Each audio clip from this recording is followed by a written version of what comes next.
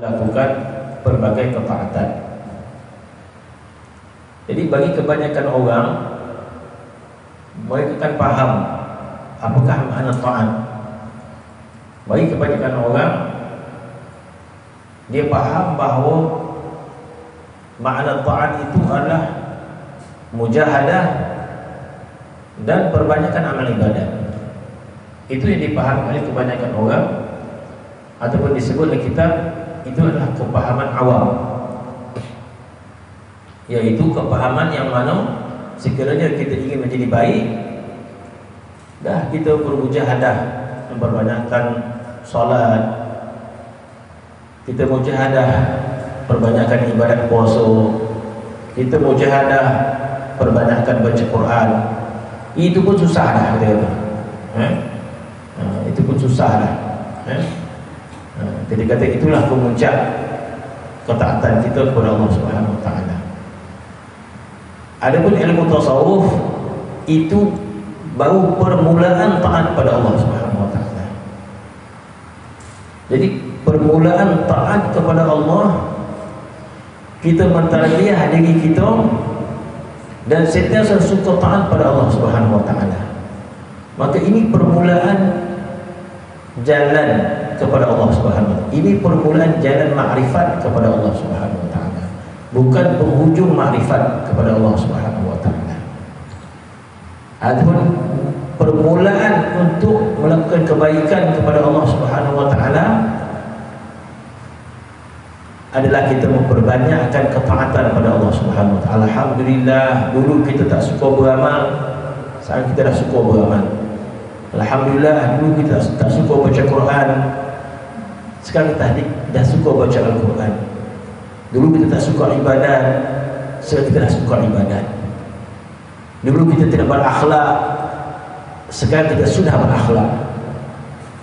Dan kita nampak proses tu, proses perubahan diri itu kita nampak. Sebab apa? Sebab kita yang melakukannya. Kenapa jadi baik pula sekarang ni? Dah masuk pondok raudah dah. Kuih nak minta main, dapat masuk. Dah masuk pula. Banyak cabaran di pondok ni, bukan sekadar masuk je dah. Alhamdulillah dapatlah beramal sekarang ni. Syukur dah beramal. Kita nampak proses tu berlaku. Alhamdulillah, banyak ketaatan demi ketaatan kita lakukan pada Allah Subhanahu Wa Taala, bermaksud kita dah berjaya mendidik diri kita untuk taat. Maka ini permulaan bagi orang termasuk, ini permulaan. Maka penghujungnya apa? Maka penghujungnya apa yang diperkatakan, penghujung dia sebagaimana diperkatakan oleh Imam Syadzili pada yang kelima ini. Penghujung dia adalah awliya illahi salihin. Mana penghujung dia, kita ni awliya illahi salihin. Daripada kita mujahadah, akhirnya sikap taat dan taat dan taat, ke manakah penghujung taat kita ini? Kita menjadi awliya illahi salihin. Itu maksudnya. Jadi bermaksud para awliya itu sudah pastilah orang yang suka taat. Para awliya itu sudah pastilah orang yang suka taat pada Allah Subhanahu Wa Taala. Kemudian tidak semua orang yang suka taat kepada Allah itu termasuk dalam golongan awliya. Itu maksud mafhum dia. Jadi golongan para awliya itu sudah pastilah orang yang suka taat pada Allah Subhanahu Wa Taala. Kemudian orang yang suka taat kepada Allah belum tentu lagi termasuk berkalangan para awliya ila salihin. Jadi macam mana? Ini yang disebut. Maka kata Imam Syadzili, kamu tidak akan mendapat ruh dan pertolongan. Kenapa disebutkan para awliya? Sebab para awliya itu disebut mereka itu mendapat pertolongan langsung daripada Allah Subhanahu Wa Taala.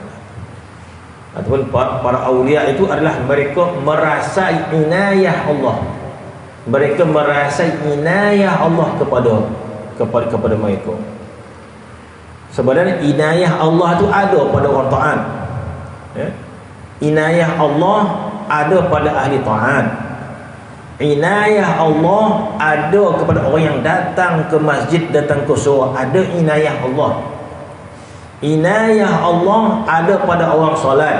Inayah Allah ada pada orang yang baca Quran. Inayah Allah ada pada orang yang berzikir kepada Allah Subhanahu. Yang membezakan, mereka tidak melihat dan merasai inayah Allah Ta'ala itu. Di situ membezakan di antara orang yang soleh dan para awliya Allah Subhanahu wa Ta'ala.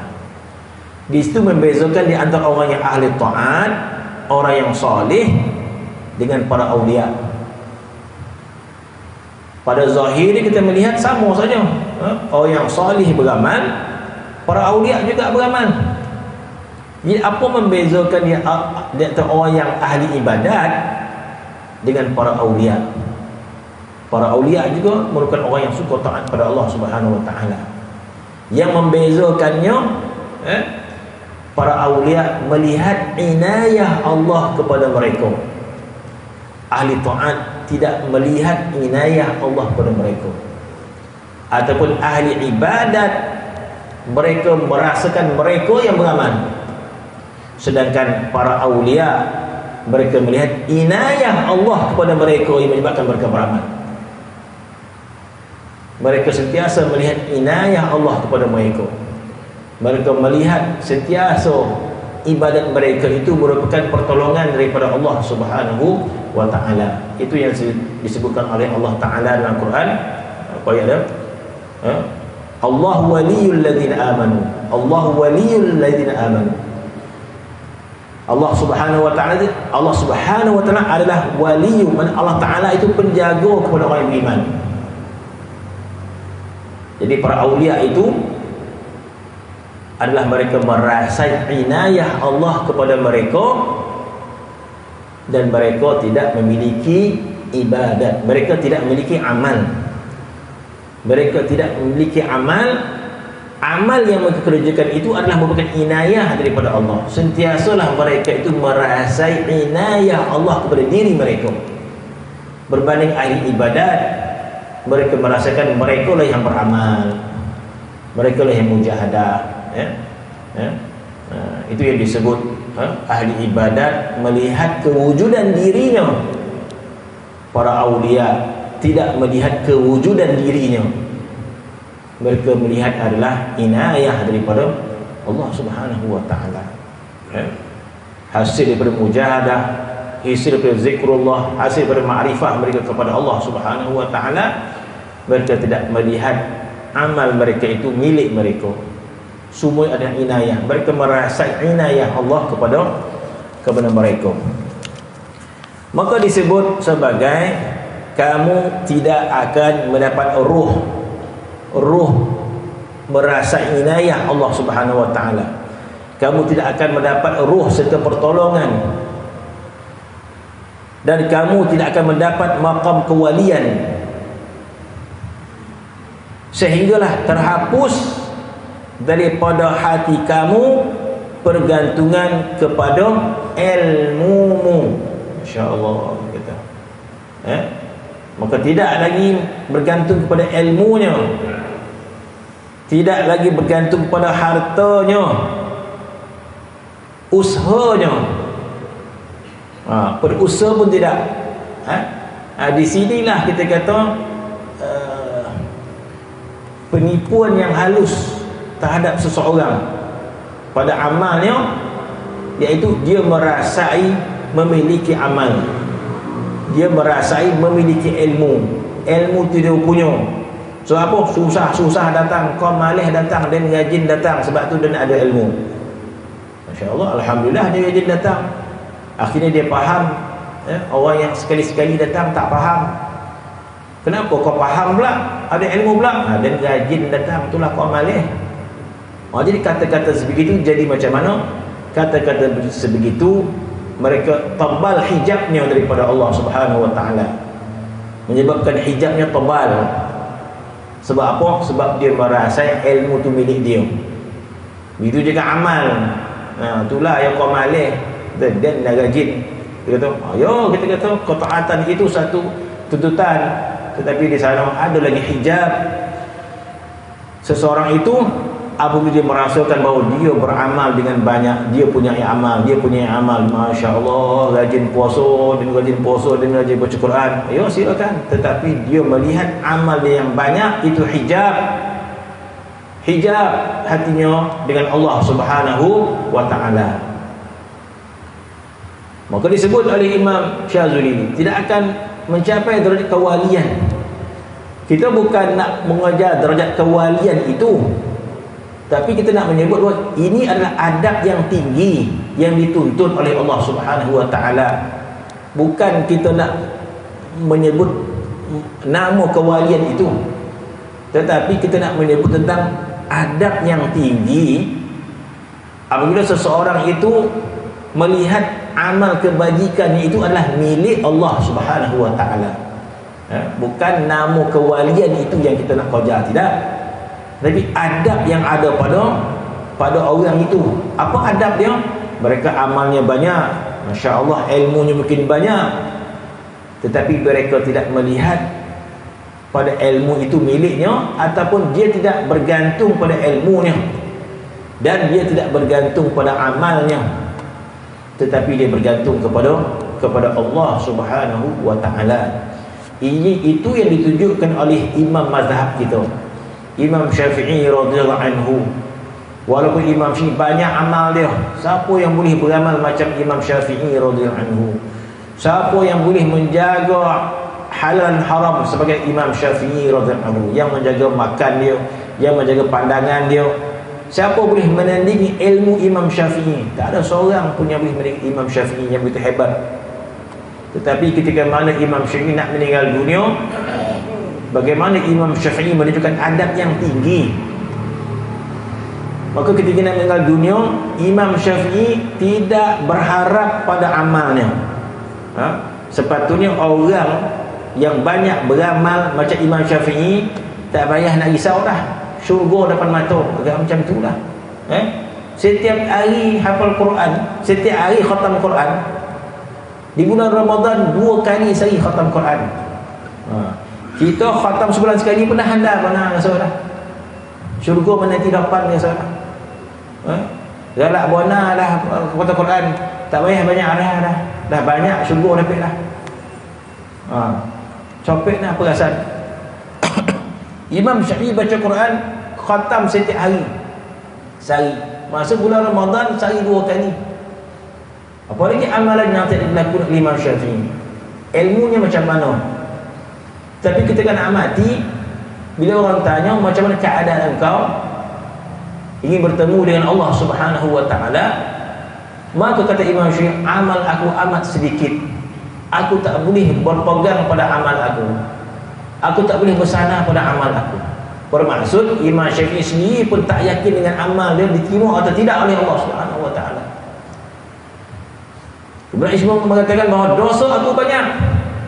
Masya Allah, dosa apa yang laku Imam Syafi'i? Dia merasakan dosa dia banyak, yang tidak boleh menyelamatkan dia. Tetapi kata Imam Syafi'i, aku tidak bersandar pada amal aku, tetapi aku bersandar kepada sifat rahmat Allah Subhanahu wa ta'ala. Aku bersandar kepada sifat rahmat Allah Subhanahu wa ta'ala. Amal aku sedikit, aku tidak bersandar kepada amal aku untuk bertemu dengan Allah Subhanahu wa ta'ala, tetapi aku bersandar kepada kebaikan Allah yang bersifat dengan rahmat. Maka Imam Syafi'i berpegang dengan rahmat Allah Subhanahu wa ta'ala, dengan syarat kita ahli ta'at. Jangan kita ahli maksiat, kurang ibadat, ahli maksiat. Kau apa tak beramal ni? Tak penting amal dan pegang rahmat Allah Ta'ala, itu penipu namanya. Dia yang pemalih beramal, lepas dia kata, oh rahmat Allah Ta'ala. Ya betul, tapi itu ceneke namanya. Dia pemalih, dia memilih untuk tidak taat. Lepas dia kata, kau beramal banyak, kau bersandar pada amal, dan tak bersandar pada amal. Nampak ya amal tak banyak ni, dan bersandar pada Allah Ta'ala. Itu penipu namanya. Dia pemalih. dia mengikut nafsu dia. Dia yang lemah beramal, tiba-tiba dia mendakwa kuatnya bergantung kepada rahmat Allah Ta'ala. Itu penipu namanya. Itu yang kita sebut tadi, awal-awal taat, mujahadah, banyakkan amal. Itu proses pertama. Selepas kita dah beramal, kemudian kita jangan lihat amal itu milik kita, kemudian jangan kita bersandar pada amal kita. Itu adat yang kedua. Sebagaimana itu Imam Syafi'i, aku tidak berharap, aku tidak bersandar kepada amal aku bersandar kepada rahmat Allah Subhanahu wa ta'ala. Dan apabila aku melihat dosa aku banyak, tetapi aku menjadi tenteram apabila aku bersandar kepada keampunan Allah Subhanahu wa ta'ala. Allah Ta'ala sifat Ghaffar, Allah Ta'ala sifat Ghafur, maka tenggelam kita kepada sifat Ghaffar Allah Subhanahu wa ta'ala, tenggelam kita kepada sifat rahmat Allah Subhanahu wa ta'ala. Ya, kita melakukan kebaikan demi kebaikan semampu mungkin kita, kemudian kita bersandar kepada rahmat Allah Subhanahu wa ta'ala. Kita jangan bersandar pada amal kita. Alhamdulillah, haji dan 3 kali dah, umrah dia 10 kali, rasa-rasa selamat dah ni. Itu tak betul nama dia. Itu akan datang penyakit yang macam-macam, ujub, perasan dan sebagainya. Sebab itu dikatakan kita tidak bersandar pada amal, maka naik. Itu dia teradab. Adab. Maka itulah sifat para awliya dia sebut. Itulah sifat para awliya. Apa sifat mereka? Mereka kuat beramal, mereka orang yang soleh, tetapi mereka tidak bersandar pada amal mereka. Itu dia katakan Imam Syazuli, kamu tidak akan mendapat makam kewalian sehingga terhapus daripada hatimu kebergantungan kamu kepada ilmumu, hartamu, usahamu dan amalmu. Bermaksud, ya silakan buat kebaikan, silakan baca Quran, silakan solat dan sebagainya, tapi akhirnya jangan kita pandang amal yang kita kerjakan yang menyebabkan kita rasa bangga dan sebagainya, tetapi kita bersandar pada Allah Subhanahu wa ta'ala. Berputus asalah daripada setiap sesuatu selain daripada Allah Subhanahu wa ta'ala. Berputus asa maksud kita tak yakin amal kita boleh menolong kita. Kita hanya yakin pada kebaikan Allah Subhanahu wa ta'ala. Kita bergantung kepada kebaikan Allah Subhanahu wa ta'ala. Adapun yang keenam, kamu tidak akan dapat menghidup kewangian wali itu, Masya Allah, dalam keadaan kamu tidak zuhud kepada dunia serta isinya. Payah. Kamu tidak akan menghidup kewalian sehingga kamu tidak zuhud, dalam keadaan kamu tidak zuhud di dunia dan sekisahnya. Terus, yang ketujuh, penyebab rasa sempit hati itu ada 3. Yang pertama, dosa yang kamu lakukan. Yang kedua, dunia yang meninggalkan kamu. Yang ketiga, seseorang yang menyakiti dirimu atau sesuatu yang dimiliki olehmu. Yang ke-8, kamu akan mendapat kerehatan sekiranya bergantung kepada yang disembah, dan kamu akan mendapatkan kepenatan sekiranya bergantung kepada ibadah. Para wali itu berada dalam kerehatan, bukan dalam kepenatan. Masya Allah. Mana kerehatan kita adalah bergantung pada Allah Subhanahu wa ta'ala. Kita sandarkan pada Allah. Banyak atau sedikit amal kita, maka kita serahkan pada Allah Subhanahu wa ta'ala. Itulah kerehatan ruh kita. Ruh kita akan berehat bila kita sandarkan pada Allah Subhanahu wa ta'ala. Kita pandang pada Allah Subhanahu wa ta'ala. Ruh akan berehat, ruh akan kepuasan. Kamu akan mendapat kerehatan sekiranya bergantung kepada yang disembah, dan kamu akan mendapat kepenatan sekiranya bergantung kepada ibadah. Para wali itu berada dalam kerehatan, bukan dalam kepenatan. Yang ke-9, barang siapa yang menginginkan kejayaan di dunia dan di akhirat, hendaklah mereka masuk ke dalam mazhab kami. Imam Syazili radhiyallahu anhu murid Ibnu Athaillah Iskandari. Barang siapa yang inginkan kejayaan di dunia dan akhirat, hendaklah mereka masuk ke dalam mazhab kami. Mazhab yang disebut sini adalah mazhab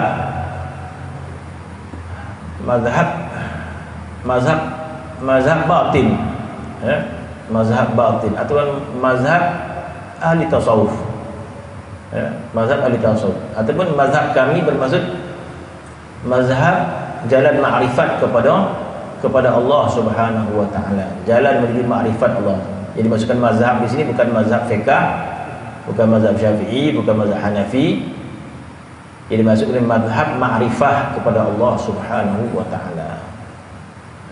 Ataupun dengan katanya, barang siapa mengikut jalan kami, jalan untuk mencapai makrifat kepada Allah Subhanahu wa taala, maka mendapat kejayaan di dunia dan di akhirat. Dia pernah kita cerita bagaimana Ibnu Athaillah Iskandari yang mengarang kitab Hikam dikebumikan di Kairah sana. Dan apabila murid dia Syekh Kamal Humam berziarah ke makam Ibnu Athaillah Iskandari, maka Syekh Kamal Humam pun membaca ayat dalam surah Hud, surah Hud tak salah. Jadi dalam membaca di hadapan makam Ibnu Athaillah Iskandari, sampailah ayat yang menyebut wa minna syaqiyyun wa sa'id. Jadi ayat itu bermaksud bahawa manusia nanti di akhirat ada yang celaka, ada yang bahagia. Yang Quran itu maksud begitu. Jadi manusia dalam surah Hud tersebut ada satu ayat yang bermaksud bahawa manusia di padang mahsyar nanti syaqiyyun wa sa'id, ada yang celaka, ada yang bahagia. Maka tiba-tiba terdengar suara daripada makam tersebut.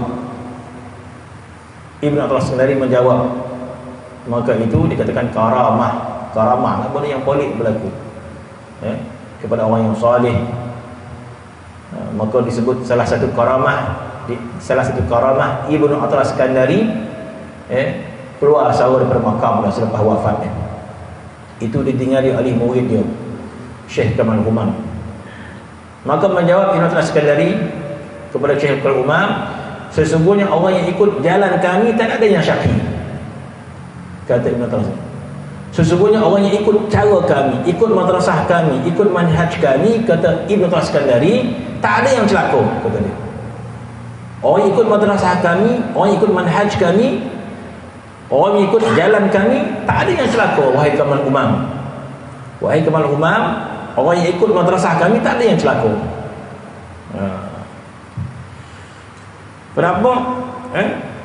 Sebab jalan yang diasaskan oleh Imam Syazili adalah jalan untuk makrifat kepada Allah Subhanahu, jalan makrifat kepada Allah Subhanahu wa taala. Sebab itu dikatakan oleh Imam Syazili, barang siapa yang menginginkan kejayaan di dunia dan akhirat, maka hendaklah mereka masuk ke dalam mazhab kami, yakni madrasah kami, jalan kami. Maka baru dia menjadi golongan beriman. Maka seseorang bertanya kepada beliau, bagaimana untukku menjadi demikian?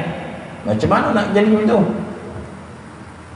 Jawab beliau, buanglah berhala dalam hatimu serta rehatkanlah ia daripada dunia. Yang ke-10, barang siapa yang dengan ilmu serta pengetahuannya tidak menambahkan menjadi fakir di sisi Allah serta tawadhu kepada makhluknya, betul keterjemahan, maka dia adalah celaka. Barang siapa yang dengan ilmunya serta pengetahuannya tidak menambahkan menjadi fakir siapa, ini dapat kita faham. Bermaksud sepatutnya setiap ilmu yang bertambah kepada seseorang itu maka bertambah di konan Allah Subhanahu wa taala. Tidaklah orang bertambah konan Allah Subhanahu wa taala kecuali orang itu bertambah fakir kepada Allah Subhanahu wa taala. Begitulah sebaliknya. Ya. Tidaklah seorang itu bertambah jahil dengan Allah Subhanahu wa taala kecuali dia berasa semakin kaya dengan Allah Subhanahu wa taala. Jadi dua. Di antara kita rasa fakir dengan Allah Subhanahu wa taala, di antara kita rasa kaya dengan Allah Subhanahu wa taala. Apa saja alasan? Apa saja alasan kita menjadi kaya daripada Allah Subhanahu wa taala, bermaksud kita tidak memerlukan keampunan Allah, kita tidak perlu pertolongan Allah Subhanahu wa taala.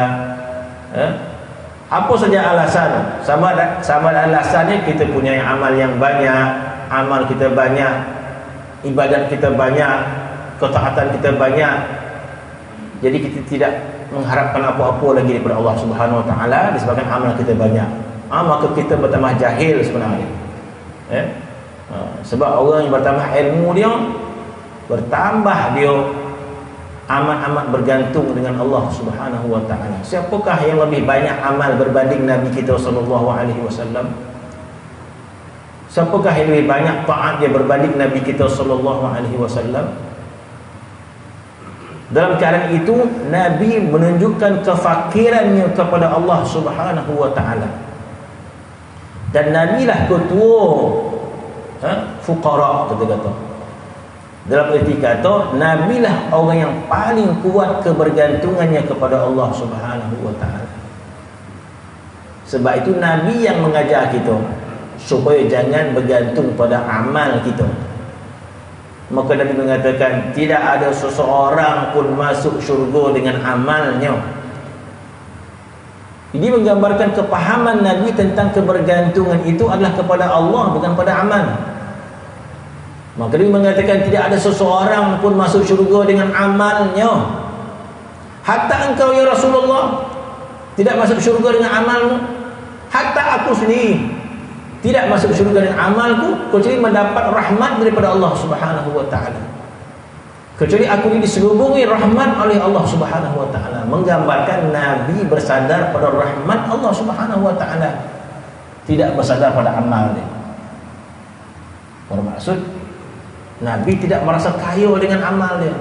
Nabi banyak amal. Bahkan Nabi dijamin syurga oleh Allah Subhanahu wa taala.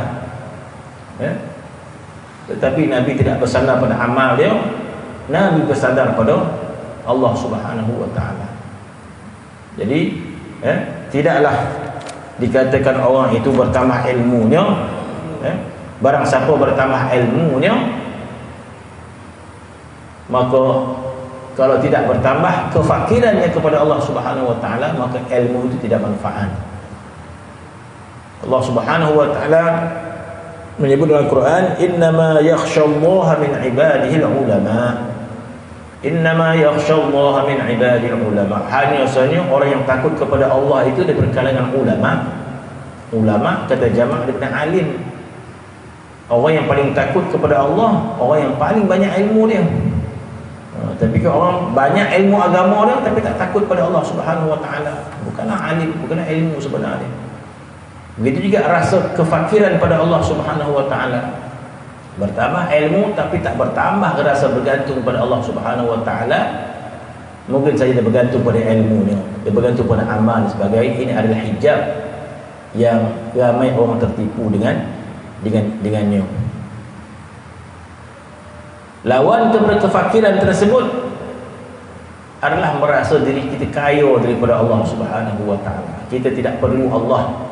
Kita tidak perlu pertolongan daripada Allah. Maka Allah Subhanahu wa taala menggelarkan orang ini sebagai taghut. Taghut. Allah Taala gelar sebagai taghut ataupun taghut. Jadi dalam Al-Quran kita jumpa ayat kalimah taghut ditujukan kepada Fir'aun. Kalimah taghut ditujukan kepada Fir'aun. Allah Ta'ala perintahkan Musa pergi berdakwah kepada Fir'aun. idhhab ila Fir'aun. Allah Ta'ala kata kepada Musa, idhhab ila Fir'aun, wahai Musa, pergi ke Fir'aun tu, pergi dakwah. Kenapa? Fa innahu tagha. Idhhab ila Fir'aun fa innahu tagha. Wahai Musa, pergi dakwah kepada Fir'aun. Fa innahu tagha. Dia tagha. Tagha ni melampau dia punya maksiat dia. Dalam ayat yang lain Allah Subhanahu wa taala menyifatkan tagha juga kepada orang beriman pun. Ada dinamakan tagha juga. Ketika mana seseorang itu melihat dia kaya. Kaya bukan semata-mata dengan duit. Masuk kaya, kita tidak perlu Allah Subhanahu wa taala. Kita tidak bergantung pada Allah Subhanahu wa taala. Bila kita tidak bergantung kepada Allah, itu bermaksud kita perasan kita kaya.